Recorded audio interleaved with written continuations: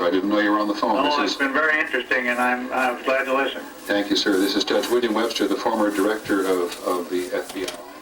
Good afternoon. A terrifying day for America. For the first time since Pearl Harbor, America is attacked on its own soil. The horror began just before 9 o'clock. We will get to more of that in just a moment. First, though, you may have heard two large, what sounded like two military jets had just taken off, broken the sound barrier. That was a sonic boom that you are likely hearing or heard just moments ago. This is all unconfirmed, but we are getting reports or actually phone calls into our newsroom right now, so I wanted to explain that to you. Also, one of our employees was in the parking lot just moments ago and saw with her own eyes two military jets shooting straight up into the air. So we're working on getting more information for you on that, but I wanted to let you know exactly what those noises were in case you heard them. Two of the terrorist flights that... I don't know if I'm seeing this stream in the sky. We just had a loud boom, and now they've just come on the news talking about the some sort of military aircraft that went up on this tragic day. And there's to be nothing in the sky, and there was a stream.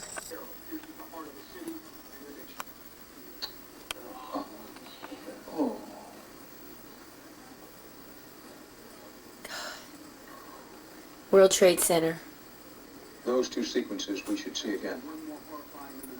And we will show you. Oh my God.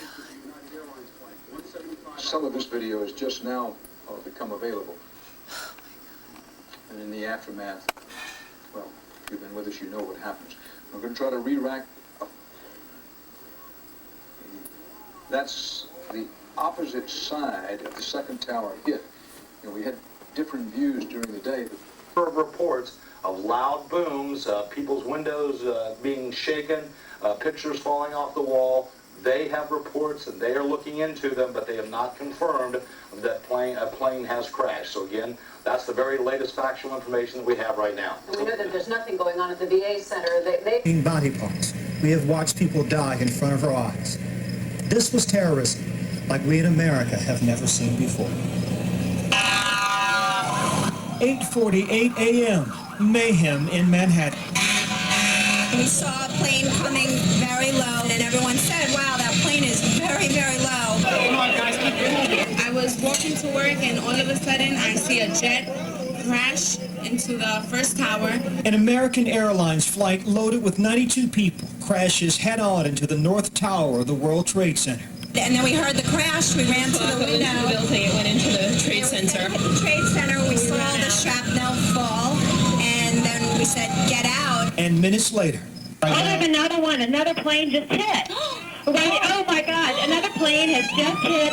I heard a roar, and I looked around thinking that it had to be a helicopter, and I looked up and I saw the second plane hit. A second commercial plane, a United Airlines jet, also hijacked, carrying 65 people, plows into the South Tower. First one we thought was an accident. When we heard there was a second one, we definitely thought it was terrorism. On the ground, witnesses could not believe their eyes.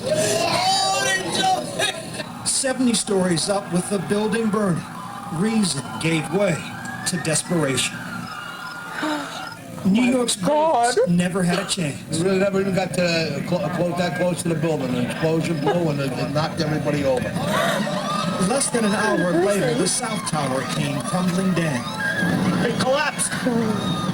The top floors collapsed down. I saw it blow and then ran like hell. Thank God. I'm 69, but I can still run. But it was far from over. Tower 2 collapsed into Tower 1. 10 minutes after that, we were ordered out. When the dust settled, signs of life started to emerge. Chaos. It's just chaos out here. It really is. So the Twin Towers fall. It's amazing. It's crazy. I can't believe this shit is happening. I really can't. It's nightmares. Armageddon right here. This was the worst act of terrorism on U.S. soil, but not the first attack on the World Trade Center. 8 years ago, terrorists set off bombs in the basement in an effort to take down the two towers. They failed. Today, mission accomplished. I tell you what, it's a sad day for America. It really is. By 2 o'clock this afternoon, firefighters and police officers and paramedics by the hundreds stood by, many of them feeling helpless. There was nothing they could do at this point because the building was still unsecured. Our main priority is to get in, do a search and rescue, look for survivors, and then clean up what's left. And we can't do that until the building is deemed safe. Ankle deep in debris and despair, rescue workers waited. Some had relatives of their own inside. One police officer told me her sister worked here on the 40th floor, due in at 9 a.m. She was always early, she said. Always. A sign on a paramedic's van spoke volumes.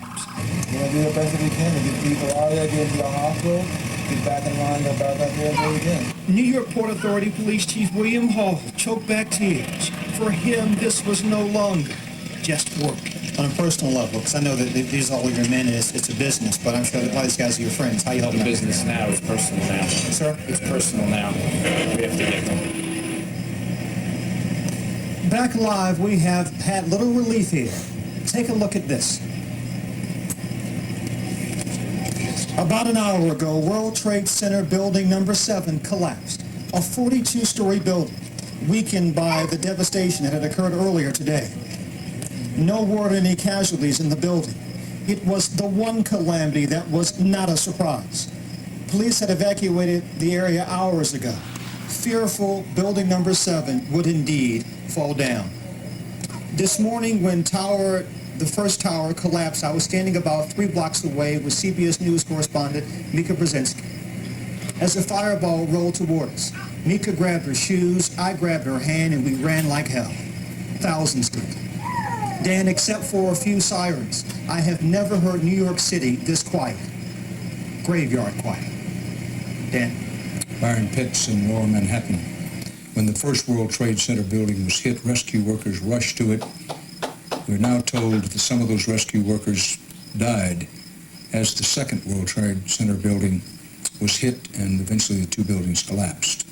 Now about today's other terror strike at the seat and symbol of U.S. military power, the U.S. Defense Department, the Pentagon.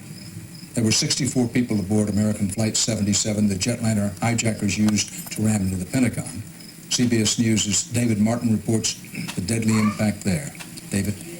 Dan, as you can see behind me, the Pentagon is still smoldering from that direct hit it suffered this morning, but it's finally cooled down enough so that rescue workers can begin the task of recovering the dead and wounded. One early count put the number of dead at 20, but no one expects it to stop there. The first attack ever on the Pentagon occurred at 9:38 a.m. Eastern Time. Clip this pole over here, hit another pole and slammed right into the building. Huge explosion, and then utter pandemonium, as you might imagine. I mean, everybody was screaming, "Oh my God!" A hijacked American Airlines jet, which had just taken off from Dulles Airport, flew right up the main highway leading north into Washington and straight into the citadel of American military power. There was no doubt about it. It was American Airlines slammed right into the building, and there was no doubt about it. Whoever was piloting that plane was aiming for the Pentagon. Fearful that, like the World Trade Center, a second airliner was on its way, most of the building's 23,000 workers fled. Plane's coming in. Come on.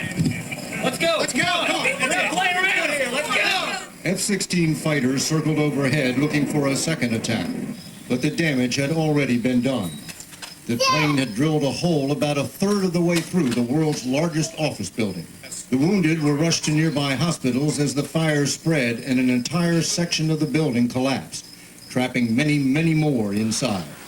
Arlington Search and Rescue personnel are just now, and it's about almost 2 o'clock, just now gaining access to portions of the building where the plane hit because the fires were too intense. One ray of hope. The Pentagon is undergoing a major renovation and some of the offices in the path of the plane were vacant. We're trying to find out who made it out okay and account for the people that may not have made it out. When the plane hit, Defense Secretary Rumsfeld dashed from his office on the other side of the building. And proceeded down towards the impact point in the building. It actually went outside the building and was helpful in getting several people that were injured onto stretchers, and then came back into the building and was in the National Military Command Center. With smoke hanging in the air of the command center, Rumsfeld ordered aircraft carriers, amphibious ships, cruisers, and destroyers to New York and Washington, where they can serve as floating hospitals, help with the cleanup, and provide air defense against the possibility of more attacks. Rescue efforts are a long way from over, but the FBI is already combing the debris for clues to who was behind this. The Pentagon has put all its bases on the highest state of alert, and the State Department has done the same thing with American embassies around the world. The early suspicion is that Osama bin Laden was behind this, and U.S. officials say eventually there will be military retaliation. Dan? David Martin reporting live from the Pentagon. President Bush is just reported to have landed at Andrews Air Force Base just outside of Washington. He is said to be going to the White House itself. From there, he will address the American people tonight. You will see and hear it, of course, live on CBS News. As regards the explosions in Kabul, Afghanistan, a senior Pentagon official now says, and I quote him, "That is not a U.S. strike." Repeat, not a U.S. strike. This despite reports from the scene by at least one. Buddha Stairway fed herself while I was filming on the television the seriousness of the nation. But it is persuasive. Little pasta and cheese type food. President Bush is going to talk to us because they're saying he's now back at the White House. Thousands of lives were suddenly ended by evil, despicable acts of terror. The pictures of airplanes flying into buildings, fires burning, huge structures collapsing, have filled us with disbelief, terrible sadness, and a quiet, unyielding anger. These acts of mass murder were intended to frighten our nation into chaos and retreat. But they have failed. Our country is strong. A great people has been moved to defend a great nation. Terrorist attacks can shake the foundations of our biggest buildings, but they cannot touch the foundation of America. These acts shatter steel, but they cannot dent the steel of American resolve. America was targeted for attack because we're the brightest beacon for freedom and opportunity in the world, and no one will keep that light from shining. Today, our nation saw evil, the very worst of human nature, and we responded with the best of America. With the daring of our rescue workers, with the caring for strangers and neighbors who came to give blood and help in any way they could. Immediately following the first attack, I implemented our government's emergency response plans. Our military is powerful and it's prepared.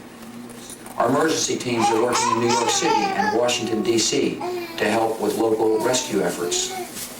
Our first priority is to get help to those who have been injured and to take every precaution to protect our citizens at home and around the world from further attacks. The functions of our government continue without interruption. Federal agencies in Washington, which had to be evacuated today, are reopening for essential personnel tonight and will be open for business tomorrow. Our financial institutions remain strong, and the American economy will be open for business as well.